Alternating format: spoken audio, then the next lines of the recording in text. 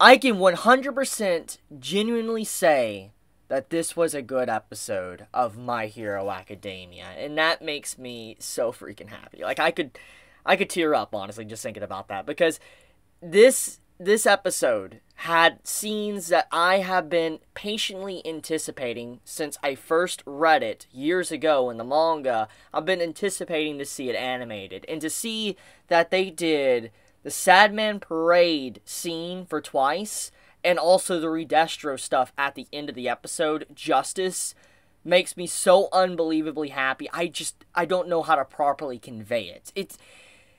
I'm so satisfied and happy with this episode, and it makes me like just ecstatic, because when you think about the previous episodes and how I made a video a few weeks back, I talked about how, I did not like the state of the current My Hero Academia anime, but to be able to wake up this morning and watch a really good episode of My Hero Academia blew me away. I'm so happy with this episode, and I'm so happy with that they maintain the quality, the theme, and the vibes I got when I read the manga. And so, I've kept you waiting enough. Let's just dive right into the core theme and content of what this episode of My Hero Academia Season 5 is about. So Twice has always been one of my personal favorite characters of My Hero Academia, and especially probably my favorite character on the villain side, for good reason. I think anyone that knows the type of characters I kind of look at and enjoy, it's usually characters like Twice. Characters that have a very dark background, a background that makes you kind of pity, or, you feel bad for them, and you hope that they're able to get up and actually, stand up again, better themselves as an individual. And this episode represents that. Twice overcame his past trauma.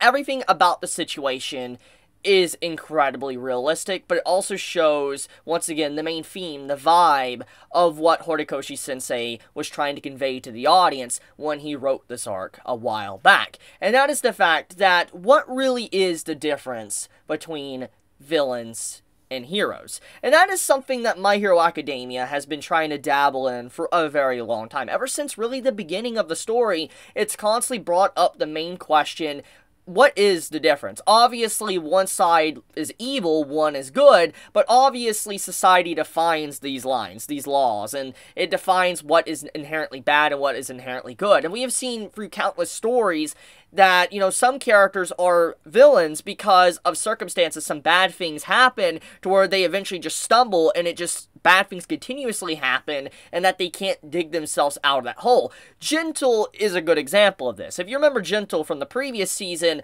Gentle was a character that had a very similar origin story to Izuku, a very similar origin story to most of all of our characters that want to be heroes and are heroes to this day.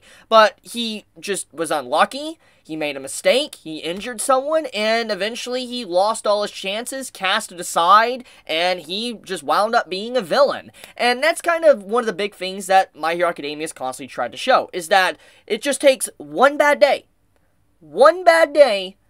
and you can go from hero to villain. And that is something that this arc, I think, purposely, kind of encompasses. It's what Horikoshi put into this arc. And if there's any character that really represents that one bad day, it's Twice. Because when you really think about what this episode did, it showcased Twice's past and where it kind of all began, where it all slowly started to go downhill.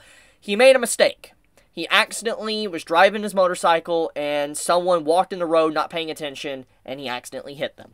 And because of this mistake and the person he hit, it resulted in him losing his job, losing the place that he could be and stay, and he had no family to really take care of him, so he was all on his own. So anyone in his situation that has a quirk that is able to double yourself, you would do that to probably seek company. Because let's be honest, at the end of the day, humans, we are social creatures. We want to communicate with others. We want to be a part of something. We want to feel like we belong somewhere. And that's what Twice wanted. When you really think about his entire origin, he wanted people he could talk to, people he could call friends, people he could trust. And one of the things that it shows from the backstory is that he trusted himself. He created duplicates of himself. He created his own little mini empire, basically, his own villainous ring to do whatever he wanted. But eventually, things started to spread thin, and he lost himself, and eventually he lost trust in himself. And he didn't even know if he was actually someone that was really him anymore, because he didn't know if he was a duplicate or the original. All he knew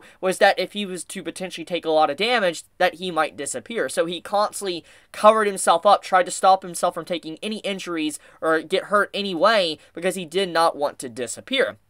However, when you see this episode, it lets you know that he realized now that he was always the original, and he found this out through a very distorted and twisted way. For instance, when he was being held back by Skeptic, he had his arms twisted and he couldn't barely move them, and he started to feel a lot of pain. And when you go to his backstory and what he said as a character for a long time is that if he takes major injuries, he'll just disappear. But he took major injuries in that moment, but he didn't. And in that very moment, he realized that his fear, he didn't need to worry about it anymore. He was the original. And so he no longer wanted to hold back, and he created duplicates of himself. Sad man's parade. But obviously, there is a lot more emotion and a lot more meaning to the message that this episode tries to show. When you look at Twice's situation, I think Mr. Compress says it correctly. He's like, what are you, a hero in the first episode, having like a hero origin story? That's literally what Twice looked like in this episode. Think about it.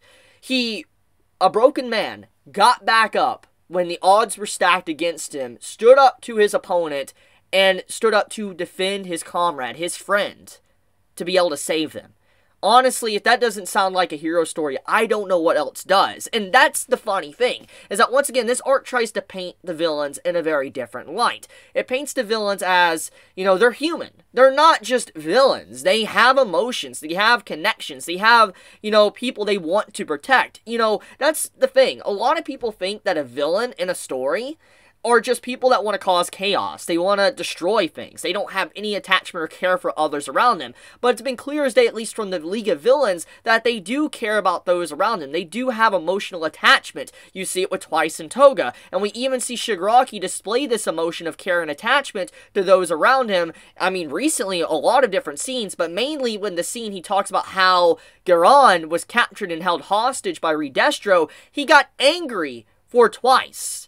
That says a lot, because he was like, Twice can't go all in and take down everyone he wants, because if he was, he potentially might harm Garan. So Shigaraki realized this, and he got upset for Twice. He wasn't upset at Twice, he got upset for Twice, because Twice was put into a circumstance where one of his friends were held hostage, and his heart was being played with, and Shigaraki got upset with that. And this shows that Shigaraki isn't just a character that is a villain. He isn't the one that's stepping in line to be the next All for One. He isn't, you know, someone that just wants to play a game. He actually cares about people around him, and he looks at everyone in the League of Villains as family, and Twice and everyone else probably does too in their own way. And that's what makes this arc so good, and why many love this arc, is that Horikoshi Sensei did something so unique, so different, something that you have not really seen depicted in a manga a lot. It's probably been depicted a few times, but not as often. And it's like not an often plot point, and just seeing how this was done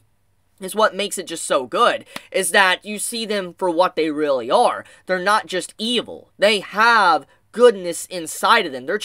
They went down the wrong path that one bad day. And like I said, I'm just so happy that the vibe, the emotion, the theme, everything about this episode was perfectly captured. That Studio Bones put in the effort to actually make these scenes throughout this episode good.